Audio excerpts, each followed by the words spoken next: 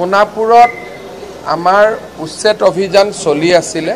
সোণাপুৰ এটা tribal belt and block. Tribal belt and ব্লকত অতি শান্তিপূৰ্ণভাৱে আমাৰ উচ্ছেদ অভিযান চলি আছিলে আৰু ৰাইজ যিসকলে মাটি দখল কৰিছিলে তেওঁলোকে দৰং জিলা আৰু মৰিগাঁও জিলাৰ নিজৰ নিজৰ অৰিজিনেল ঘৰলৈ উভতি গৈছিলে।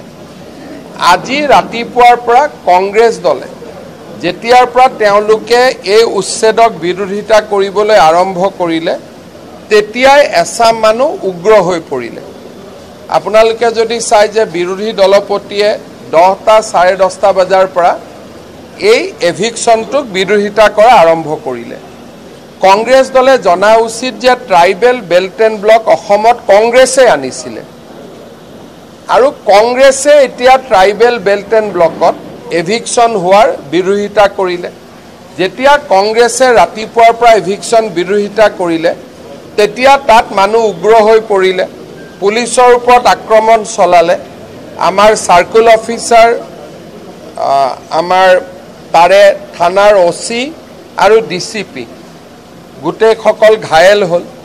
পুলিচেও প্ৰত্যুত্তৰত গুলী চলাবলগীয়া হ'ল। 2জন লোক নিহত হৈছে আৰু 7জন লোক আহত হৈছে আৰু 22গৰাকী আৰক্ষী এই গোটেই ঘটনাত আহত হৈছে। উচ্ছেদ অভিযান চলি আছে। চৰকাৰী মাটিখিনিত আমি উচ্ছেদ সম্পূৰ্ণ কৰিছোঁ। যিসকলে মেডি পট্টাত আহি বহিছিলে তেওঁলোকক এতিয়া আঁতৰি যোৱাৰ নটিচ দিয়া হ'ব।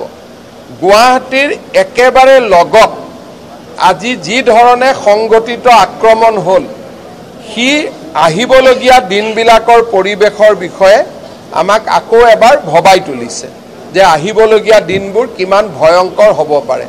আৰু এইটো গুৱাহাটীৰ গাতে লাগি থকা, মহানগৰৰ গাতে লাগি থকা অৱস্থাত আৰু যোৱাকালিলৈকে সম্পূৰ্ণ শান্তিপূৰ্ণ আছিল।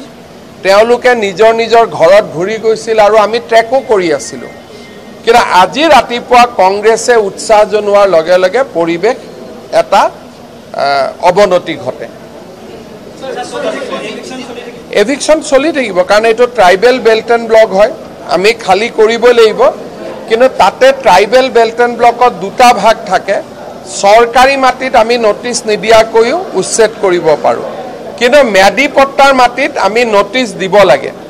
এতিয়া মেডি পট্টাৰ মাটিত আমি নটিচ দি এভিকশ্যন কৰিম।